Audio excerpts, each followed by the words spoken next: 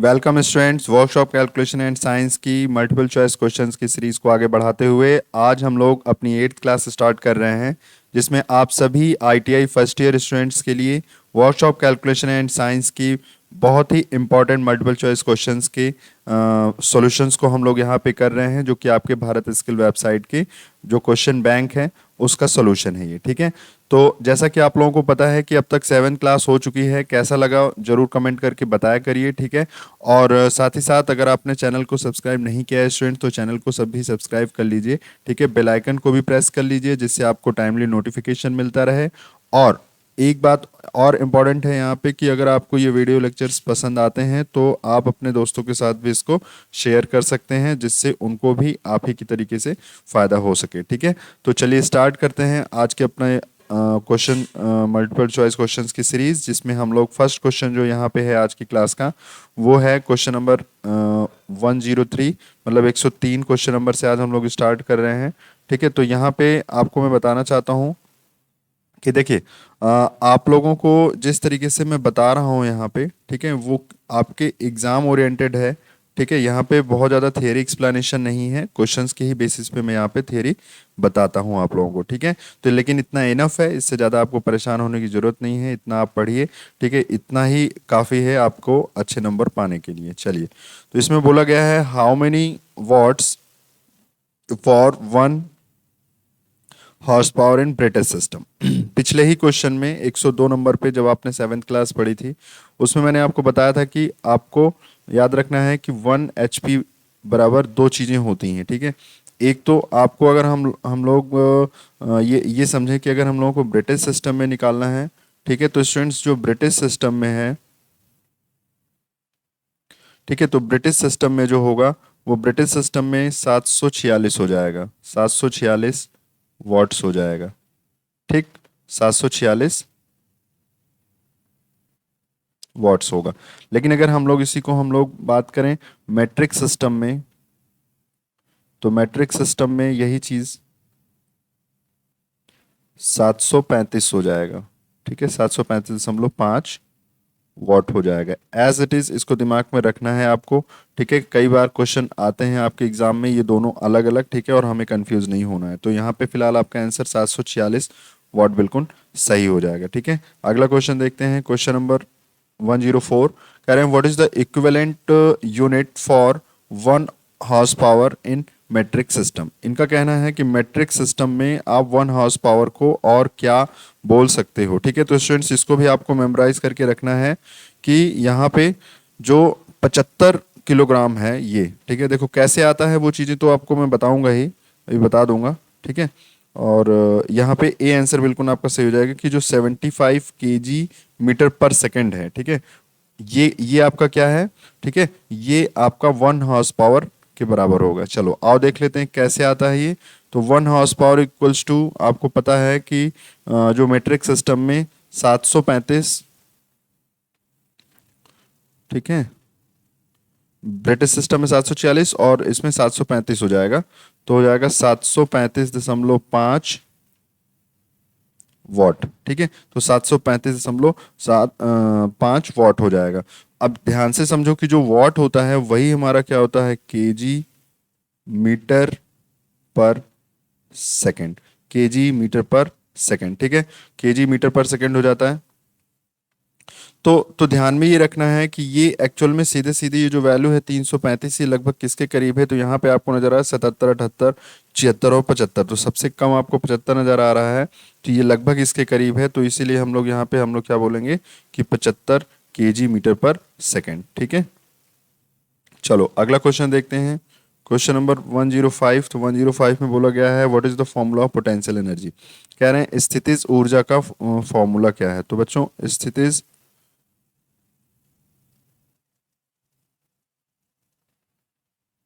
ठीक है, स्थितिज ऊर्जा जिसको आप इंग्लिश में पोटेंशियल एनर्जी बोलते हो,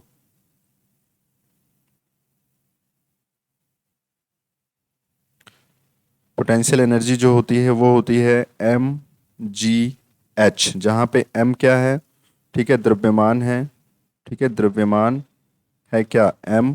ठीक है, g क्या है, गुरुत्वीय त्वरण है। ठीक है, गुरुत्वीय त्वरण क्या है जी, और एच क्या है स्टूडेंट्स, ये क्या है ऊंचाई, ठीक है, ऊंचाई।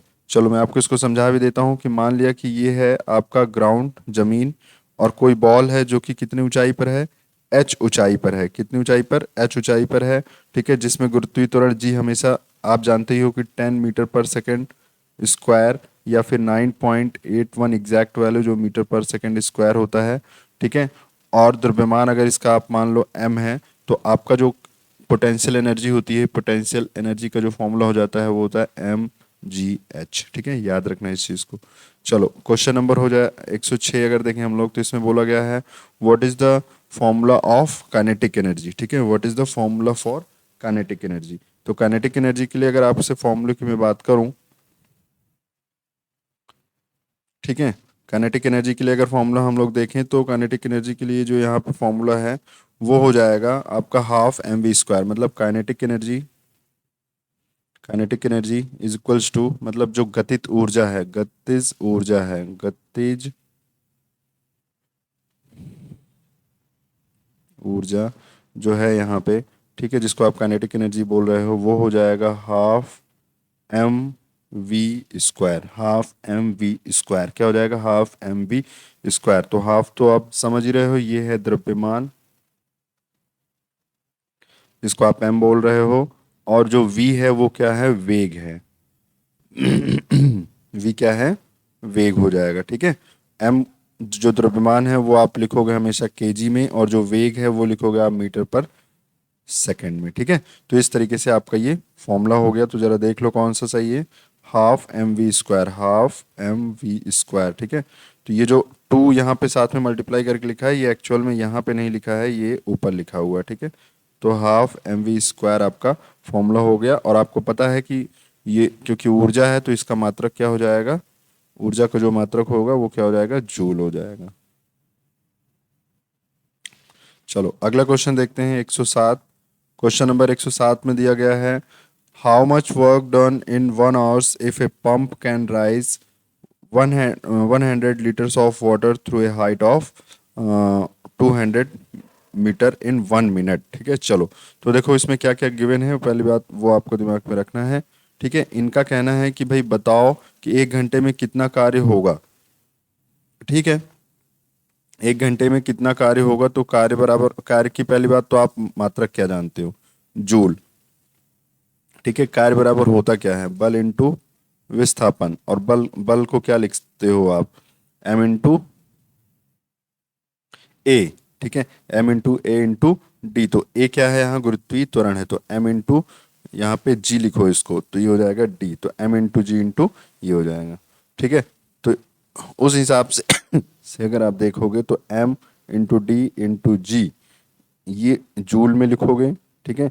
लेकिन अगर आप जी को एकदम साइड में लिख दो, देखो जैसे इसका मात्रक क्या होता है केजी, ठीक है, और इसका मात्रक क्या होता है मीटर, ठीक है। और आप यहाँ आंसर देखो किस में आ रहा है, केजी मीटर में आ रहा है, इसका मतलब वो हुआ कि जी को आप हटा के अलग से लिख रहे हो, ठीक है।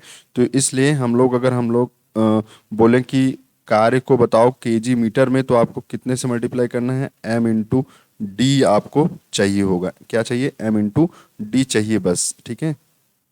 और अगर आप जूल में चाहते हो तो आपको इस फॉर्मूले का यूज करना होगा, समझ पा रहे हो, ये है जूल में इस तरीके से। और अगर आप केजी मीटर में बताना चाहते हो तो आप ये बताओगे, ठीक है। तो चलो देखते हैं द्रव्यमान कितना होगा भाई। तो अगर आप 100 लीटर की बात कर रहे हो, यहाँ पे देखो 100 लीटर का क्वेश्चन में बोला गया है कि भाई 100 लीटर, तो 100 लीटर द्रव्यमान, 100 लीटर पानी का जो द्रव्यमान होगा वो कितना होगा, 100 किलो होगा।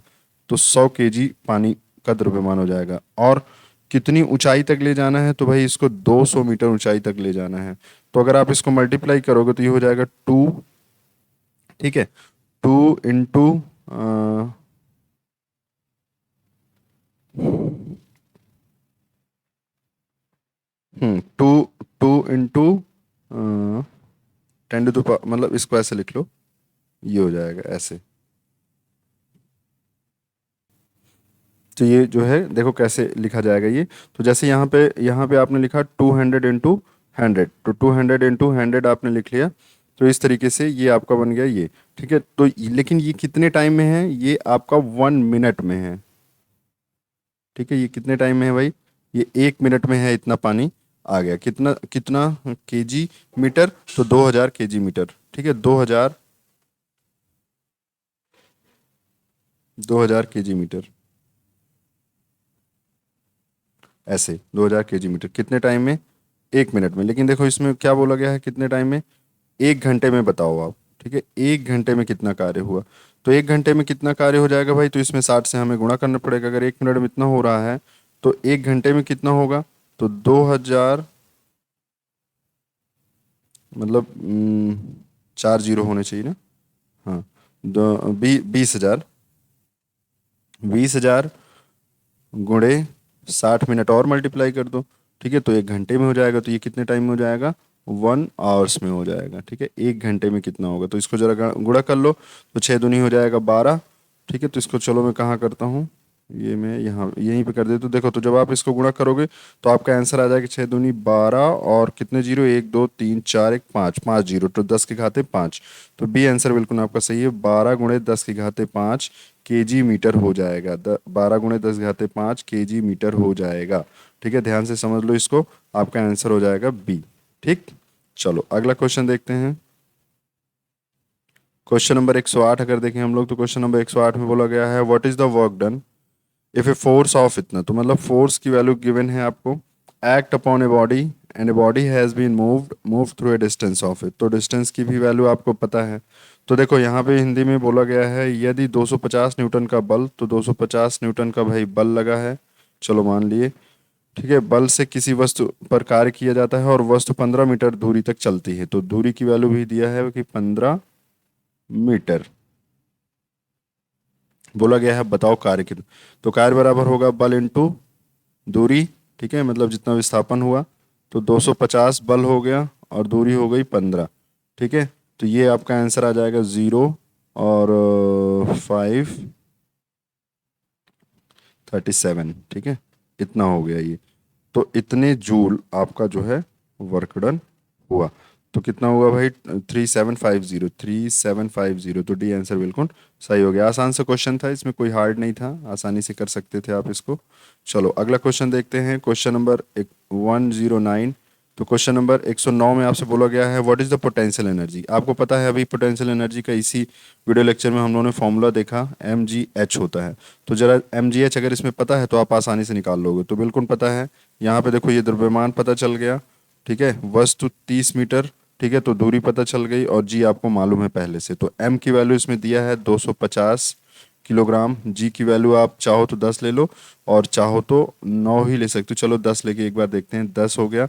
और ये कितनी मीटर दूरी, 30। ठीक है, तो हो जाएगा 75, और गुणे, ठीक है, तो किलो जूल, ये आ जाएगा आपका आंसर जूल में। ठीक है, और अगर इसको आप किलो जूल में लिखोगे तो 7.5, नहीं 7.5 नहीं, 75, तो नियरली नियरली 75 आएगा। तो चलो देख लेते हैं, 75 किलो जूल। ठीक, तो 75 किसके आंसर की, देखो ये आ रहा है। तो अब देखो ये अंतर क्यों आ रहा है, 0.07, 0.57, और क्यों इसमें लिखा हुआ है, यहाँ पे हम लोगों ने 10 ले लिया है।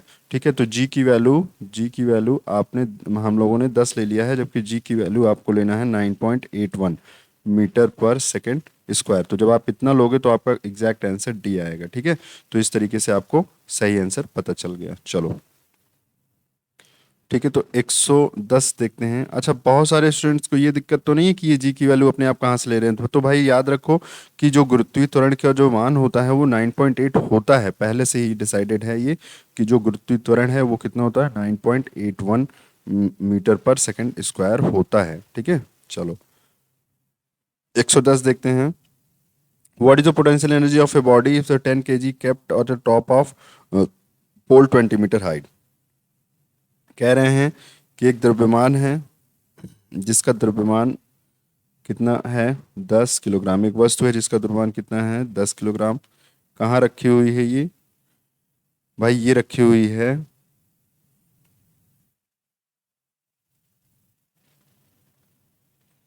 ये आपकी रखी हुई कितनी ऊंचाई पर, ये 20 मीटर की ऊंचाई पर रखी हुई है। ठीक है, ये 20 मीटर की ऊंचाई पर रखी हुई है ये द्रव्यमान। बताना है कि आपको कि अगर ये जमीन से 20 मीटर की ऊंचाई पर रखी है तो इसके पास कितना पोटेंशियल एनर्जी है। तो पोटेंशियल एनर्जी मतलब स्थितिज ऊर्जा इज इक्वल्स टू होता है mgh। अब जी की वैल्यू आप चाहो तो आप यहाँ पे 9.81 मीटर पर सेकंड स्क्वायर ले लो, चाहो तो सॉल्व करने को मतलब आसानी से सॉल्व करने के लिए 10 ले लो, ये भी आप ले सकते हो। तो 10 लेके चल रहे हैं हम लोग यहाँ पे। द्रव्यमान की वैल्यू है 10, जी की वैल्यू भी लिख लो 10 और ऊंचाई की वैल्यू है 20। तो यहाँ पे जब आप देखोगे तो ये हो जाएगा 2000। ठीक है, तो लगभग 2000 के आसपास आता है। लेकिन यहाँ पे आपका आंसर नहीं मैच कर रहा है कि 2000 के आसपास आया या नहीं आया, तो हमें क्या करना पड़ेगा, यहाँ हम 9.8 लेके ही चलते हैं इस बार। 9 पॉइंट, तो यहाँ से इसको मिटा देते हैं हम लोग। अपने सोल्यूशन में 9.81 लेके चलेंगे वैल्यू किसकी, जी की, और गुणे 20। तो अब जब इसको मल्टीप्लाई करेंगे तो जरा देखो मल्टीप्लाई करने के बाद क्या आता है। तो ये हो जाएगा 981 मल्टीप्लाइड बाई 2, तो ये हो जाएगा 26 1962 हो जाएगा। तो ये आपका सी आंसर बिल्कुल सही हो जाएगा, 1962 जूल सही आंसर हो जाएगा। ठीक, तो ध्यान रखना, चाहे पोटेंशियल एनर्जी हो, चाहे काइनेटिक एनर्जी हो, चाहे तो वर्क डन हो, सबकी यूनिट जो है जूल ही होती है। चलो आओ 111 देखते हैं। क्वेश्चन नंबर 111 में बोला गया है work done in joule.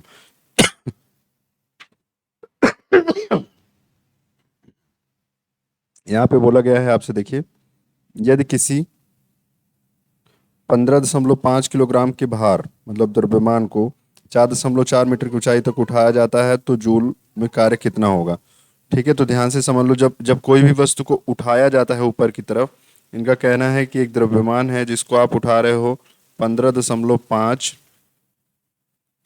Kilogram के द्रव्यमान को आप उठा रहे हो कितनी ऊंचाई तक, 4.4 मीटर की ऊंचाई तक आप उठा रहे हो। मतलब आपने यहाँ से इसको उठा के आपने यहाँ पे कर दिया, ठीक है, यहाँ कर दिया। तो अगर आपने इतनी ऊंचाई तक इसको उठाया और कितने द्रव्यमान को, 15.5 को, तो बताओ कितना वर्क डन हुआ। तो जो यहाँ वर्क डन होगा वही हमारी पोटेंशियल एनर्जी होगी। जो वर्क डन होगा यहाँ पे, जो कार्य होगा, जो वस्तु द्वारा किया गया जो कार्य है, वही हमारी क्या होगी, पोटेंशियल एनर्जी हो जाएगी। तो mgh is the potential energy. तो अगर mgh पोटेंशियल एनर्जी है तो द्रव्यमान का कितना मतलब है 15.5। जी की वैल्यू आपको पता है 10 ले लो यहाँ पे, ठीक है, और h की वैल्यू भी आपको मालूम है 4.4 हो जाएगा। ठीक है, तो जब आप इसको मल्टीप्लाई करोगे स्टूडेंट्स, तो जब आप इसको मल्टीप्लाई करोगे तो आपका आंसर आ जाएगा, ठीक है, आपका जो आंसर हो जाएगा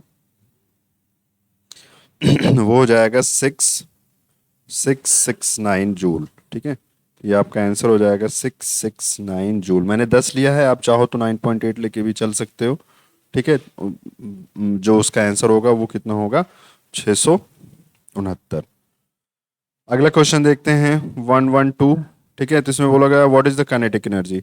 अब अगर आप काइनेटिक एनर्जी की बात करोगे तो काइनेटिक एनर्जी हो जाएगा हाफ mv²। तो जरा देखो कि क्या ये चीजें गिवन है आपको, तो बिल्कुल ये दिया गया है। देखो यहाँ पे पढ़ो, एक 5 किलोग्राम द्रव्यमान है, तो 5 तो दिया गया है यहाँ पे, तो लिख लो 5 मल्टीप्लाई देखो वेलोसिटी दिया है। ठीक है, 5 किलोग्राम द्रव्यमान के बुलेट को, जो कि 500 मीटर प्रति सेकंड, 500 मीटर प्रति सेकंड जो दिया है, ये क्या है, स्पीड है।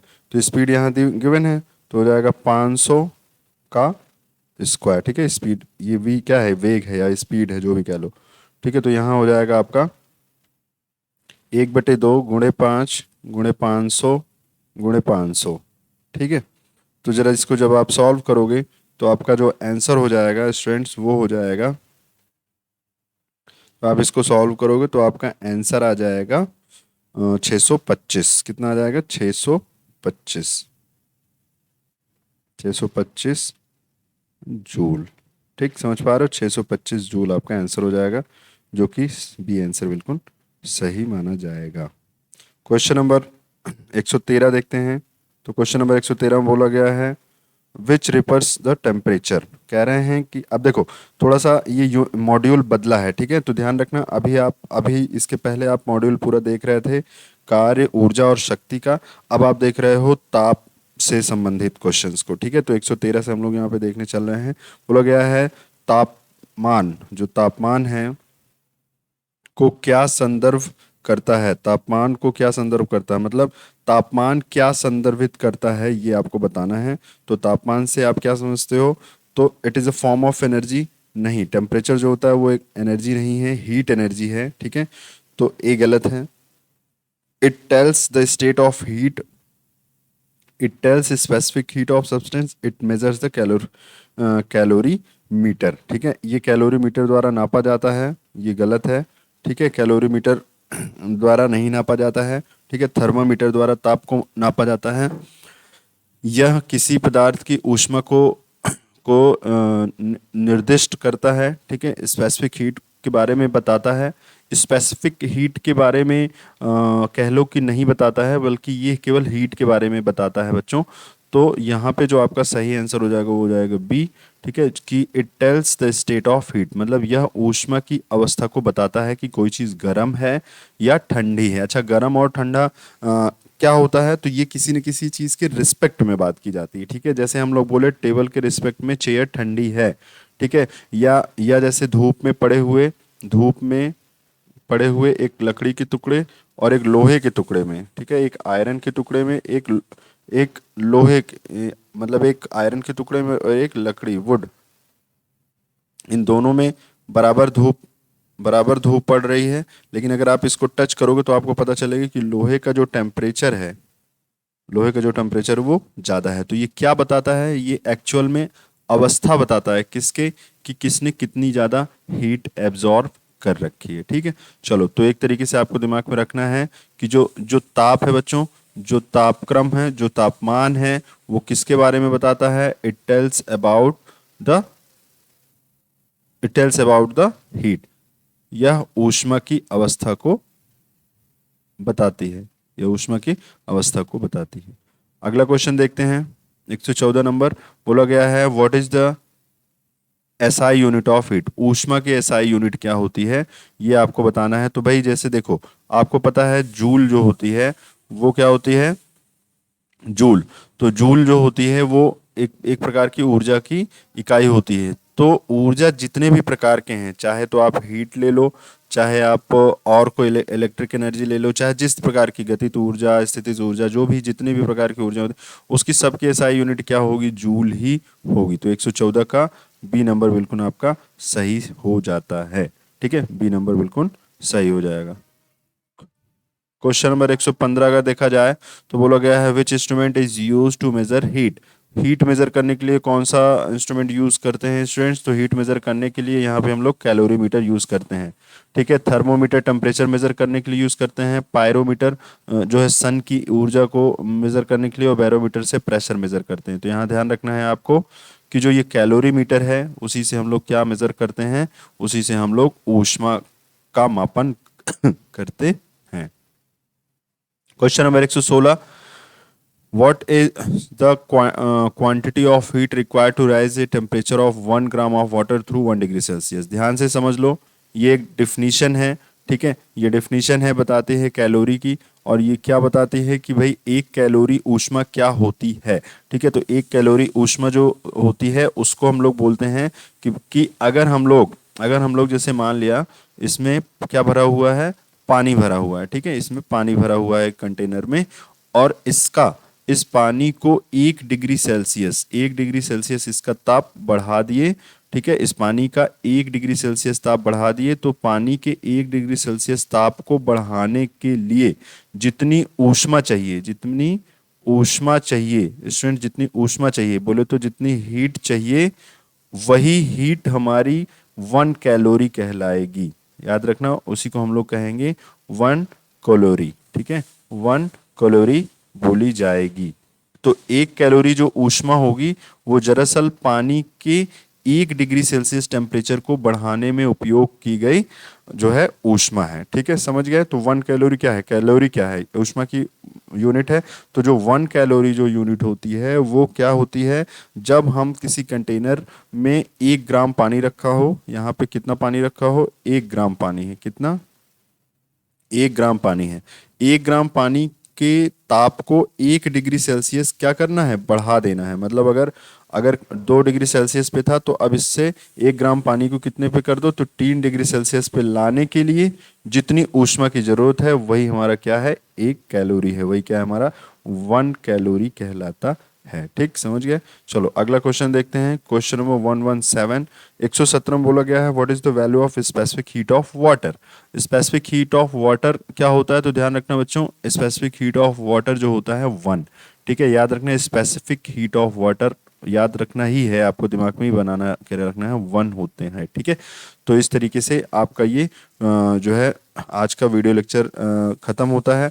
ठीक है, तो मिलते हैं नेक्स्ट वीडियो लेक्चर में। तब तक के लिए आप लोग इसको तैयार कर लीजिए बेहतर तरीके से। ठीक है, और अपने आने वाले एग्जाम से पहले पहले इन मल्टीपल चॉइस क्वेश्चंस को जरूर पढ़ के जाना। यही सारे क्वेश्चंस स्टूडेंट्स आपके एग्जाम में आ रहे हैं, इस वजह से आपको ये बेहद फायदेमंद होगा। ठीक है, लेकिन चैनल को सब्सक्राइब करना अगर भूल गए हैं तो अभी भी एक बार फिर से मेरी रिक्वेस्ट है कि चैनल को सब्सक्राइब कर लीजिए। ठीक है, बेल आइकन को प्रेस कर लीजिए और अपने दोस्तों के साथ भी शेयर कर दिया करिए, जिससे ज़्यादा से ज़्यादा लोग इसका फ़ायदा उठा पाएँ। ठीक है, चलिए तो मिलते हैं नेक्स्ट क्लास में, तब तक के लिए अपना ध्यान रखिए। Bye bye, take care.